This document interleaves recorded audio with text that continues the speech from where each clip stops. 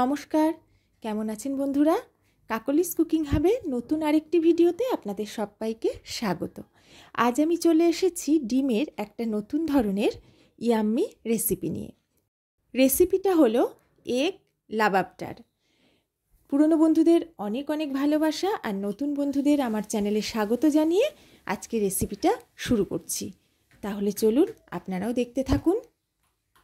রেসিপিটা বানানোর জন্য আমি নিয়েছি 6টা ডিম, এছাড়া 2টো মাঝারি সাইজের পেঁয়াজ আমি খুব মিহি করে কুচিয়ে নিয়েছি, একটা বড় সাইজের টমেটো আমি টুকরো করে নিয়েছি, 8-10টা কাজু বাদাম নিয়েছি, 6-7টা কাঁচা লঙ্কা নিয়েছি, আর নিয়েছি বেশ কিছুটা আদা টুকরো করে, 8-10 কোয়া রসুন। পেঁয়াজ বাদে বাকি সব কিছু আমি পেস্ট করে নেব।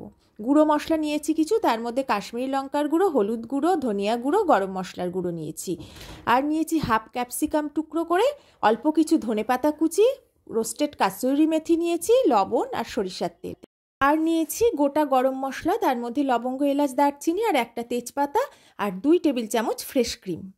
গ্যাসে ফ্রাইং প্যান বসিয়ে 4 টেবিল চামচ সরিষার তেল গরম করে নিয়ে গোটা গরম মশলা তেজপাতাটা ফোড়ন দিয়ে নেড়ে চেড়ে আমি 30 সেকেন্ড ভেজে নিলাম। সুন্দর গন্ধ বেরিয়ে গেছে। এবার আমি এতে পেঁয়াজ কুচি অ্যাড করে দিলাম। পেঁয়াজ কুচিটা দিয়ে প্রথমে হাই ফ্লেমে মিনিট খানেক মতো ভেজে নেব।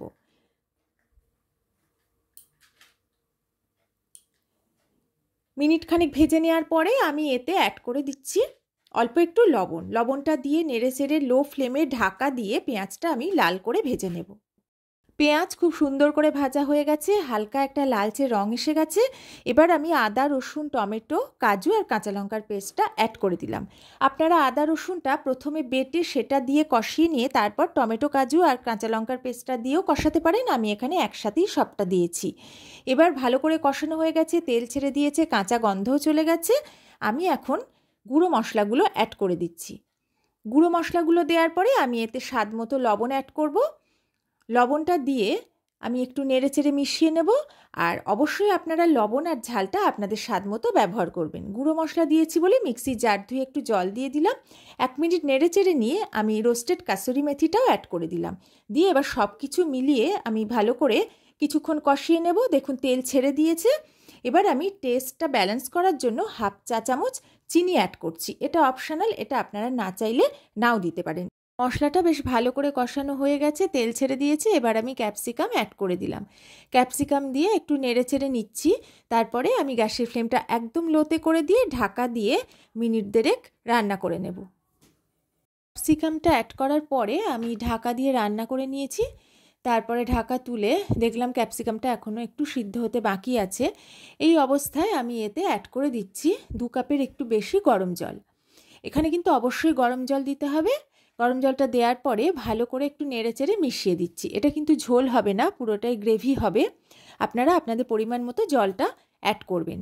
জলটা দেওয়ার পরে আমি ঢাকা দিয়ে কিছুক্ষণ রান্না করব, যতক্ষণ না ক্যাপসিকামটা ভালো মতো সিদ্ধ হয়ে যায়। মিনিট 2 পর ঢাকাটা তুলে নিলাম। এবার আমি এর মধ্যে অ্যাড করে দিচ্ছি ফ্রেশ ক্রিম। ফ্রেশ ক্রিমটা দেওয়ার পরে একটু হালকা হাতে ভালো করে মিশিয়ে নেব। এটা মিশিয়ে নেওয়ার পরে এই সময় কিন্তু লবণটা একটু চেক করে নিতে হবে। আমিও লবণটা দেখে নিয়েছি, আমার লবণ আর একটু প্রয়োজন ছিল, অল্প লবণ একটু অ্যাড করেছি। এবারে ভালো করে মিশিয়ে নিয়ে এটা একটু ফুটতে দেব। ফ্রেশ ক্রিমটা অ্যাড করার পরে লো ফ্লেমে মিনিট 2 মতো ঢাকা দিয়ে ফুটিয়ে নেওয়ার পরে ঢাকাটা তুলে আমি গ্রেভিটা একটু নেড়ে চেড়ে মিশিয়ে দিচ্ছি, যাতে তলায় লেগে না যায়।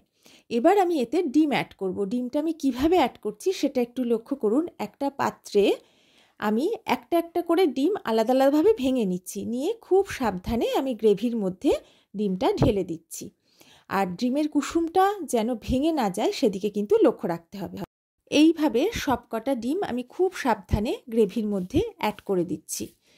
ডিমগুলো অ্যাড করার পরে একটুও কিন্তু নাড়ানো যাবে না, নাড়ালে কুসুম ভেঙে যেতে পারে। এবার লো ফ্লেমে ঢাকা দিয়ে 5 থেকে 7 মিনিট আমি রেখে দেব, তাহলে ডিমটা একদম জমে যাবে। ঢাকাটা আমি তুলে নিয়েছি। গ্যাসের ফ্লেমটা কিন্তু সবসময় লোতেই রেখে দিয়েছি। দেখুন ডিমগুলো কিন্তু আমার একদম জমে গেছে, রান্নাটা কিন্তু একদম আমার শেষ পর্যায়ে। এবার আমি এর মধ্যে ধনেপাতা কুচি ছড়িয়ে দিলাম। তারপরে আমি এতে অ্যাড করে দিচ্ছি চেরা কাঁচা লঙ্কা, আপনারা আস্ত কাঁচা লঙ্কাও দিতে পারেন। এই রেসিপিটা কিন্তু রুটি, লুচি, পরোটা, লাচ্চা পরোটা, নান সব কিছুর সাথে দারুণ লাগে। এগ লাবাবডার আমার একদম রেডি হয়ে গেছে। গ্যাসের ফ্লেমটা লোতে রেখে আমি ঢাকা দিয়ে মিনিট খানেক ফুটিয়ে নিলাম।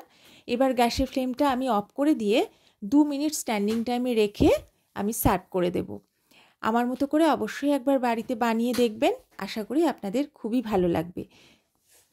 2 মিনিট স্ট্যান্ডিং টাইমে রাখার পরে আমি সার্ভ করে দিচ্ছি। যদি আমার রেসিপিটা ভালো লাগে তাহলে অবশ্যই একটা লাইক, কমেন্ট, শেয়ার করতে কিন্তু ভুলবেন না। যারা এখনও আমার চ্যানেলটা সাবস্ক্রাইব করেননি তারা অবশ্যই আমার চ্যানেলটা সাবস্ক্রাইব করে আমার পাশে থাকবেন, আর পাশে থাকা বেল আইকন আর অল অপশানটা সিলেক্ট করতে কিন্তু ভুলবেন না। তাহলে আজকের মতো আমি বিদায় নিচ্ছি। আবার নতুন কোনো সুন্দর রেসিপি নিয়ে খুব তাড়াতাড়ি হাজির হয়ে যাব। সবাই ভালো থাকবেন, সুস্থ থাকবেন আর সব সময় আমার পাশে থাকবেন।